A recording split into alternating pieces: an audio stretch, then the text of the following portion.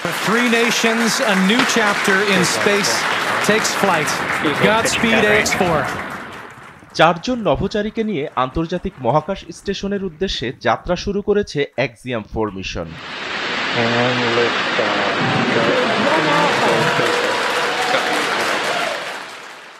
এতে গ্রুপ ক্যাপ্টেনের দায়িত্বে রয়েছেন ভারতীয় বিমান বাহিনীর শুভাংশু শুক্লা।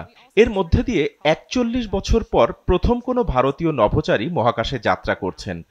এর আগে ১৯৮৪ সালে প্রথম ভারতীয় হিসেবে মহাকাশে পাড়ি জমান রাকেশ শর্মা। প্রধানমন্ত্রী নরেন্দ্র মোদী স্পেস মিশনের সফল উৎক্ষেপণে সন্তোষ প্রকাশ করেছেন। সামাজিক মাধ্যম এক্সে এক বার্তায় মোদী তার এই সন্তোষের কথা জানান। বাংলাদেশ সময় ২৫ জুন দুপুর ১টার দিকে মহাকাশযানটি যুক্তরাষ্ট্রের ফ্লোরিডার কেনেডি স্পেস সেন্টার থেকে উৎক্ষেপণ করা হয়। ওয়ালটন আবারও মিলিয়নিয়ার অফারে ওয়ালটন ফ্রিজ কিনে আপনিও হয়ে যেতে পারেন মিলিয়নিয়ার। আন্তর্জাতিক মহাকাশ স্টেশনে পৌঁছাতে এর ২৬ ঘন্টা সময় লাগতে পারে। অভিযানে নেতৃত্ব দিচ্ছেন নাসার সাবেক নভোচারী পেগি হুইটসন। তিনি দুবার ISS কমান্ডার ছিলেন।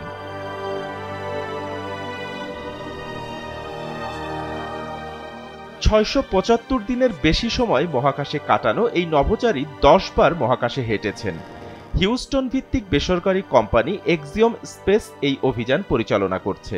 এতে সহায়তা করেছে মার্কিন মহাকাশ গবেষণা সংস্থা নাসা, ভারতের ইউরোপের USA এবং ইলন মাস্কের স্পেস এক্স। ৪ সদস্যের দলে পোল্যান্ডের স্লাভস উজানা, নস্কিভিস নেভস্কি এবং হাঙ্গেরির তিবোর কাপু রয়েছেন। তারা ৪ দশক পর মহাকাশে যাচ্ছেন।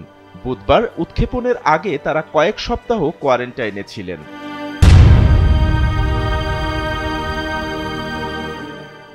এই মিশন শুধু একটি বৈজ্ঞানিক অগ্রগতি নয়, বরং এটি আন্তর্জাতিক সহযোগিতারও একটি বড় উদাহরণ। বিশেষ করে একজন ভারতীয় পাইলটের অংশগ্রহণ ভারতের মহাকাশ ইতিহাসে একটি গুরুত্বপূর্ণ মাইলফলক হিসেবে বিবেচিত হবে। বাপ্পি খান, SA TV ডিজিটাল।